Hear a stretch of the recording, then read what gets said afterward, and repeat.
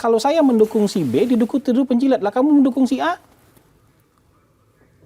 Kan sama aja, kan sama-sama pendukung aja. Saya mendukung si B, saya nggak suka sama si A. Kamu pendukung si A, kamu nggak suka sama si B. Kebetulan yang saya dukung menang. Terus kamu bilang saya penjilat. Kalau yang kamu dukung menang, kan kamu yang jadi penjilat.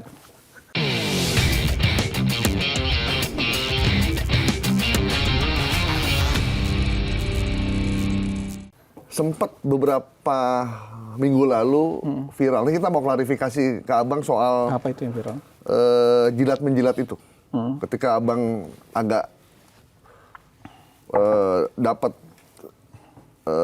dengan aktor yang filmnya lagi terkenal sekarang, Fedi Nuril.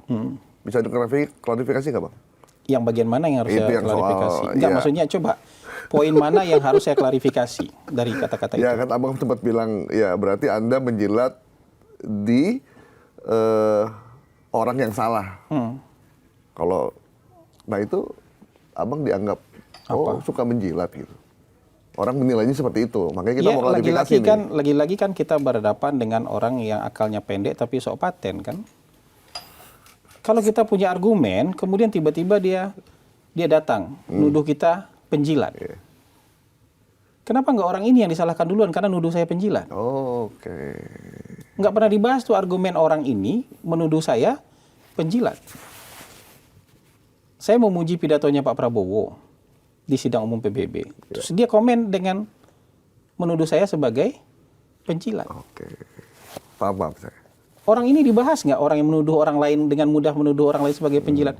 Dan saya ngelihat profil orangnya, ya berarti saya harus bahasakan dengan bahasa yang gampang dia mengerti. Kalau dia ngotot saya penjilat, ya ayo. Kita ini kan awalnya sama-sama penjilat aja ini. Kamu penjilat si A dalam pilpres, saya penjilat si B dalam pilpres. Yang kamu jilat kalah, yang saya jilat. Kan gitu aja. Karena kalau saya mendukung si B, tuduh penjilat. Lah kamu mendukung si A? Kan sama aja. Kan sama-sama pendukung aja. Saya mendukung si B, saya nggak suka sama si A. Kamu pendukung si A, kamu nggak suka sama si B. Kebetulan yang saya dukung menang. Terus kamu bilang saya penjilat. Kalau yang kamu dukung menang, kan kamu yang jadi penjilat. Saya paham logikanya. Ini hanya kita membahasakan ya dengan bahasa yang dia mengerti, karena setiap sebentar kita dituduh sebagai penjilat. Biar logikanya masuk gitu loh. Sama kayak dibilang ternak, kamu tiap sebentar nuduh orang yang mendukung Pak Jokowi sebagai ternak. Kamu apa? Coba bayangin diri kamu kalah sama ternak. Kamu apa? Ini sesederhana. Kita bahasa rumit-rumit, kadang-kadang mereka nggak paham juga. Ketinggian juga buat mereka. Jadi kita bahasakan dengan bahasa yang mereka ngerti. Terus marah berbulan-bulan tuh, berminggu-minggu lah. Marah sama saya soal penjilat, saya bilang. Benar. Tapi saya memahaminya, orang kalau marah itu berarti gawangnya bobol. Karena kalau kawan kita yang bobol, mereka harusnya teriak-teriak kesenangan. Tapi ini mereka marah kan, tantrum berhari-hari kan, berarti gawang siapa yang bobol? Gawang mereka yang bobol gitu. Orang saya terang-terang aja kan, berarti gawang saya nggak bobol gitu. Apa yang membuat Bang Hasan merespon semua tudingan dan lain dengan santai? Dan ya kita bisa lihat ya, tidak berapi-api gitu. Apa Bang Hasan punya ilmu tertentu atau? Nggak ada ilmu apa, nggak lebih kita memahami ya, kita ada di posisi mana, teman-teman itu ada di posisi mana. Dan kan tidak semua direspon, sebagian besar kan lewat aja, caci maki, semua marah-marah itu kan lewat aja, nggak direspon. Saya lihat dulu profilnya, ini profilnya cukup high profile di media sosial, bukan intelektualnya ya, tapi di media sosial dia cukup high profile, maka saya respon, karena berarti dia banyak pengikutnya. Iya, banyak. Orang ini harus di-challenge gitu. Kan sebentar aja nuduh orang penjilat kan gitu. Nanti kalau calon yang kamu dukung menang, kamu yang akan dituduh penjilat. Kan tinggal nunggu gantian aja, biar kamu tahu positioning dari sekarang gitu. Tidak hanya dengan logika biner, kamu belum kesampaian aja di sana. Makanya saya bilang jadi penjilat pun Anda belum kompeten. Oke, Bang. Kapan sih Abang terakhir berkomunikasi dengan Pak Prabowo? Berkomunikasi langsung? Langsung. Kalau berkomunikasi langsung ya ketika mungkin rapat paripurna terakhir yang saya ikuti ya. Sisanya kan melalui perantara Teddy aja. Oh, Pak Teddy ya. Sisanya melalui perantara Teddy. Ketika abang diganti belum pernah bertemu juga? Oh enggak ketemu. Itu saya kok cuman komunikasi sama Bang Dasko dan sama Teddy. Gitu. Tapi ini penggantian yang disiapkan ya. Jadi nggak ada kaget di sini gitu. Oh, yang waktu abang mundurkan diri itu ya? Iya. Ini sudah dipersiapkan gitu. Oh, jadi bukan sesuatu yang tiba-tiba ya? Enggak gitu. Pantasnya kelihatannya tidak begitu kaget ya bang? Iya memang nggak kaget kan kita sudah jauh lebih awal mengajukan berhenti kan. Nah ketika abang pindah ke komisaris, Pertamina dianggap wah ini pertukaran politik nih. Pertukaran politik siapa dengan siapa? Karena tidak jadi PCO ya biar dapat hiburan taruhlah di komisaris. Enggak, tapi harus dicatat bahwa saya tidak negosiasi apa-apa. Jadi ketika saya ingin berhenti itu pun nggak harus ada gantinya. Nggak ada gantinya pun tuh nggak apa-apa. Tapi kalau misalnya saya ditugaskan ini, saya anggap itu bentuk apresiasi, bentuk penghargaan. Dan saya juga happy, kenapa? Berarti ada tugas yang diberikan kepada saya. Gitu. Untuk apa? Untuk mengawasi sebuah BUMN. Dan BUMN yang besar pula kan gitu. Kita kan jadi pengawas nih, kita kan perwakilan negara untuk jadi, perwakilan pemerintah lah. Atau perwakilan Danantara untuk mengawasi sebuah perusahaan. Gitu. Dan komisaris bukan pekerjaan baru buat Bang Hasan ya sebenarnya ya? Bukan, karena sebelumnya juga jadi komisaris di perusahaan sendiri juga kan. Bang, sekali lagi bang, tantangannya jadi komisaris di sebuah BUMN dengan menjadi komisaris di perusahaan sendiri. Ya kalau dari BUMN itu kita harus sadar bahwa kita di sana itu kan perwakilan pemegang saham. Kalau di perusahaan sendiri kan kita pemegang sahamnya. Kalau ini tuh kita ditaruh oleh pemegang saham untuk mengawasi jalannya perusahaan. Untuk mewakili negara berarti di situ ya? Mewakili, ya kalau ini hari ini kan Danantara berarti. Ya, mewakili Danantara. Dan Badan Pelaksana BUMN untuk hadir di situ sebagai pengawas kayak gitu.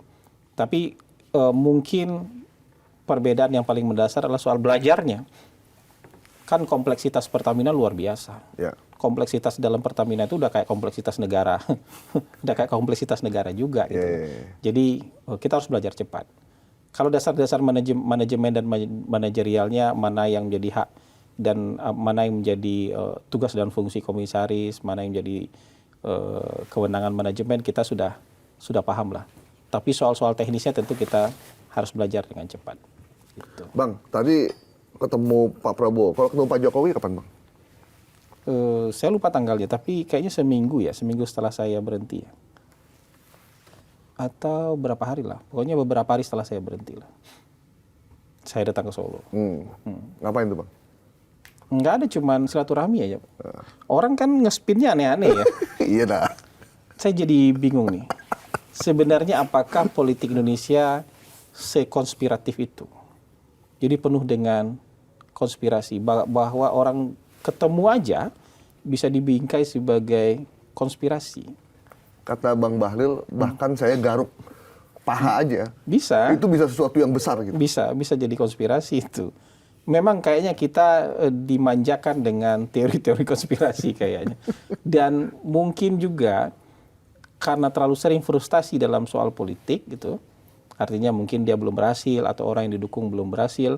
Kemudian dia lebih senang memakan konspirasi-konspirasi ini untuk menyenangkan dirinya. Gitu. Jadi saya datang ke Pak Jokowi itu pertemuan yang sangat biasa, silaturahmi.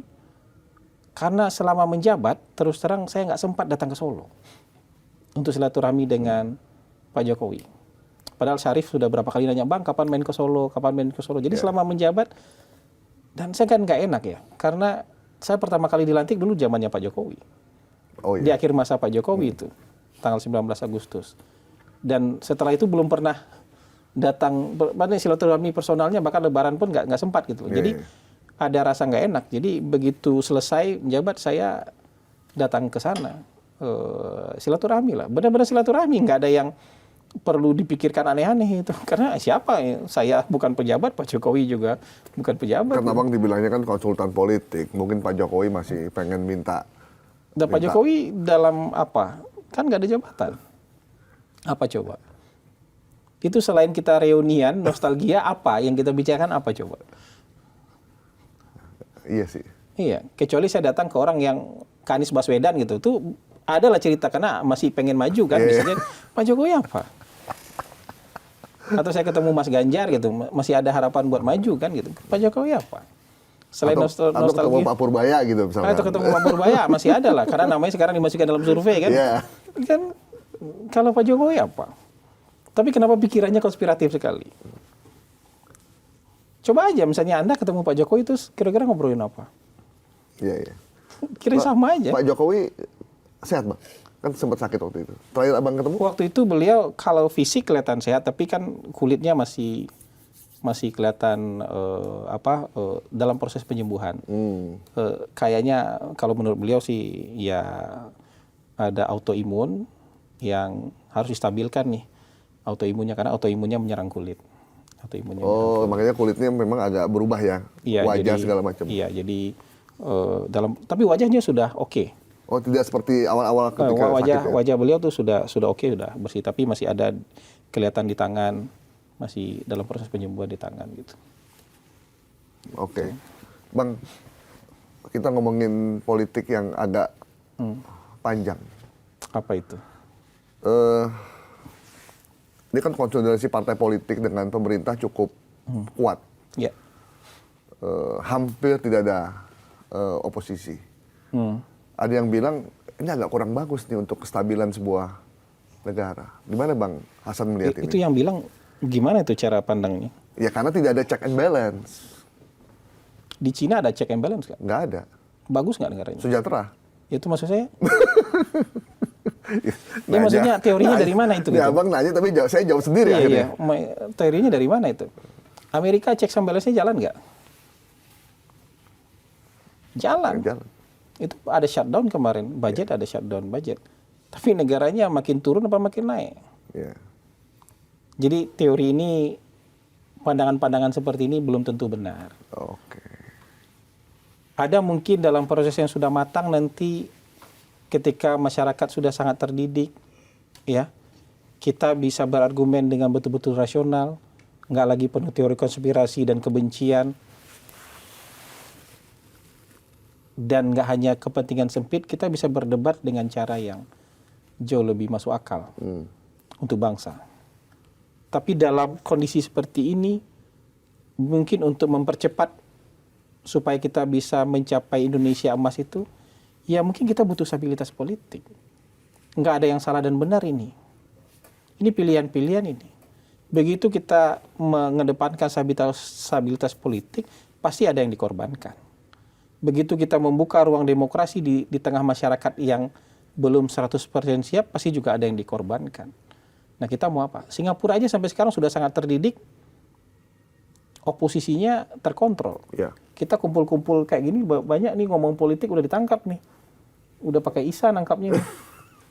Ngomongin politik. Iya, ngomongin politik. Lebih dari 5 orang ngomongin politik ditangkap. Kita masih bisa demo. Jadi kita tuh di tengah-tengah lah. Iya. Konsolidasi kekuasaannya jalan, tapi kritik, protes tetap bisa dilakukan juga. Masih di tengah-tengah. Emang kita mau bilang kemarin bakar-bakaran itu bagus? Enggak kan? Emang itu check and balances? Enggak kan? Emang itu bentuk penyampaian pendapat? Pendapat apa yang disampaikan dengan bakar-bakaran misalnya? Ini kita harus benar-benar membuka ruang pikiran kita tuh 360 derajat. Kita mau tujuannya apa ini? Mau kemana kita? Tujuan ini bisa dicapai dengan cara kita bersatu, terkonsolidasi, atau dengan cara bertengkar, kita tetap bisa sampai tujuan ini. Itu aja. Bukan berarti kritik hari ini nggak ada. Coba aja buka sidang-sidang DPR. Tajam-tajam nggak pertanyaan anggota? Tajam. Itu kritik kan? Kemarin Pak Bahlil tampil di RDP aja dikritik habis sama teman-teman DPR. Iya. Itu ada check and balances nggak di sana? Ya. Artinya jalan kan? Kritik pun jalan. Cuman dikanalisasi kan?